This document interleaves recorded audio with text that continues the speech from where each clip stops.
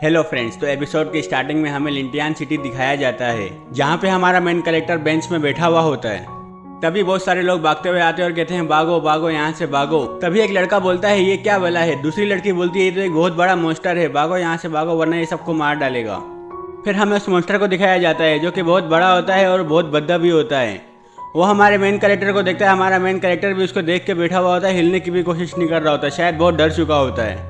फिर हमें पूरी सिटी का सीन दिखाया जाता है जहाँ पे पूरी की पूरी तबाही हो चुकी होती है, हर चीज़ बर्बाद हो चुकी होती है। हमारा मेन कैरेक्टर इस मॉन्स्टर को देख के बोलता है कि मैं यहाँ पे मर नहीं सकता। आज वो दिन है जब मैं आखिरकार अपनी गर्लफ्रेंड से 3 साल बाद दोबारा मिलने जा रहा हूँ। और उसके फ़ोन में शाओही की कॉल आ रही होती है, लेकिन डर के मारे वो उसको भी नहीं उठा पा रहा होता है। और फिर वो मॉन्स्टर हमारे मेन कैरेक्टर के ऊपर एक बहुत बड़ा अटैक कर देता है। और जैसे ही हमारे मेन कैरेक्टर को वो अटैक लगता है, वो कहता है मेरा ऐसा कोई प्लान नहीं था, मुझे तो अपनी गर्लफ्रेंड से मिलने के लिए जाना था, मैं यहाँ पे मर नहीं सकता हूँ।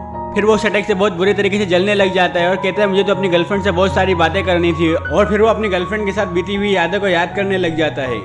और फिर उसकी मौत हो जाती है। और मौत होने के बाद जब वो गिरता है तो उसका हाथ नदी के अंदर चले जाता है, जिस वजह से उसकी जो हाथ से रूह निकल के समंदर के अंदर चली जाती है। फिर हमें बताया जाता है कि उस वक्त से हो रहा है जब से हमें समंदर के किनारे बड़े बड़े मॉन्स्टर्स की लाशें मिलने लगी थी। हमें लगा ये अफवाहें, इसलिए हमने इसके ऊपर ज़्यादा ध्यान नहीं दिया।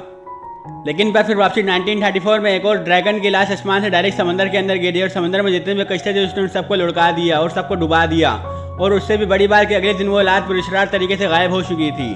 और फिर हमें वापसी 1947 में एक और मॉन्स्टर का पता चला जो कि क्रेब वाला मॉन्स्टर था, जो मगरबी समंदर के इलाके से आया था। इसने बाहर निकलते साथ 15 लोगों की जानें निकाल ली और इसके 100 से ज़्यादा गवाह थे। लेकिन पर अगले दिन ये भी गायब हो चुका था, इसकी भी कोई खबर नहीं मिली। और फिर हमें वापसी 2020 में एक मॉन्स्टर दिखा जो कि मशरिक के समंदर के पास से निकला था और इसके साथ एक लाल कलर का खूनी चांद भी था।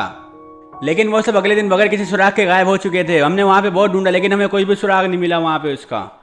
फिर हमें वापसी हमारे मेन कैरेक्टर को दिखाया जाता है जिसकी आंखें खुलती और कहता है इतना शोर क्यों हो रहा है यहाँ पे और मैं हूँ कहाँ पे, और ये क्या, ये मछली जैसे हाथ किसके हैं। फिर हमारा मेन कैरेक्टर बोलता है हरगिज नहीं, ऐसा नहीं हो सकता, मैं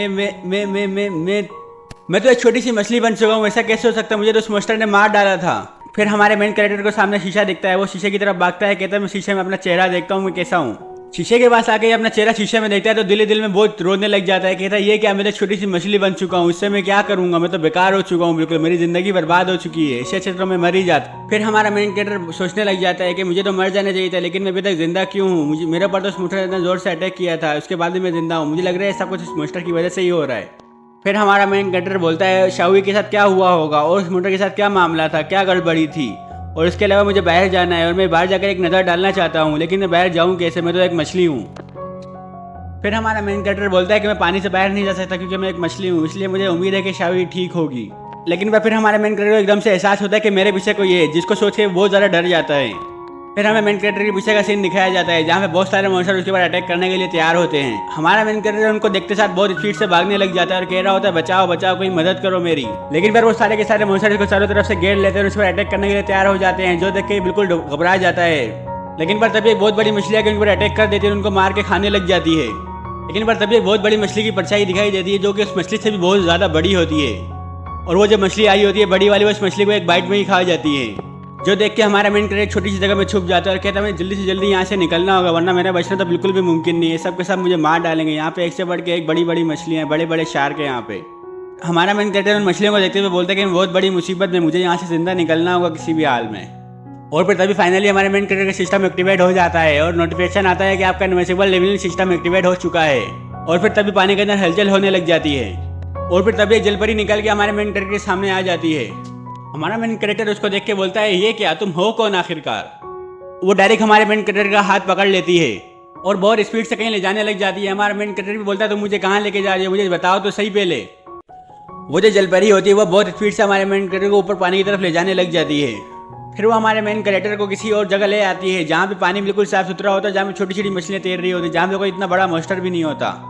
लेकिन पर वो इतनी स्पीड से लाई होती है कि हमारे मेन कैरेक्टर को उल्टियाँ आ रही होती है, वहाँ पे वो उल्टियाँ कर रहा होता है दबा के। फिर हमारा मेन कैरेक्टर सोचने लग जाता है कि आखिरकार ये कौन हो सकती है जो कि मेरे सामने एकदम से आ चुकी है और मेरी मदद भी कर रही है। फिर हमारा मेन कैरेक्टर उसको देखे तुम तो ऐसा कैसे हो सकता है, तुम।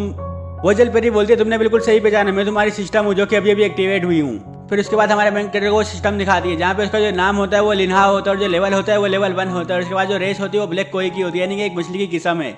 और उसके बाद जो इसकी बॉडी है वो बॉडी की जो लेंथ सेंटीमीटर वगैरह वगैरह बताती है। उसके अलावा कॉम्बैट पावर उसके बाद 0.1 होती है।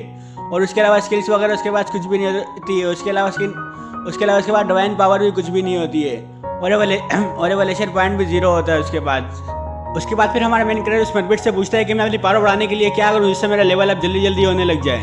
जलपरी बोलती है तुम जितना खा सकते हो तुम उतना खाओ, जितना तुम खाओगे उतना तुमको एवोल्यूशन पॉइंट मिलेगा और उससे तुम अपना लेवल अप कर सकते हो। इसके अलावा तुम्हारे पास कोई और रास्ता नहीं है। इसके बाद फिर हमारा मेन कैरेक्टर लिन्हा एक ब्रेड का टुकड़ा खाता है, जिसके बाद इसके सिस्टम में लिखा हुआ आता है कि सिस्टम बोलते हैं कि आपने एक ब्रेड का टुकड़ा खाया जिस वजह से आपको 0.1 एवोल्यूशन पॉइंट मिलता है। हमारा मेन कैरेक्टर ये देख के बोलता है ये कि मुझे तो सिर्फ खाना है, मेरा लेवल तो खुद ब खुद अप होता रहेगा, मुझे कुछ काम करने की जरूरत भी नहीं है, बस सिर्फ खाना है और खाना है।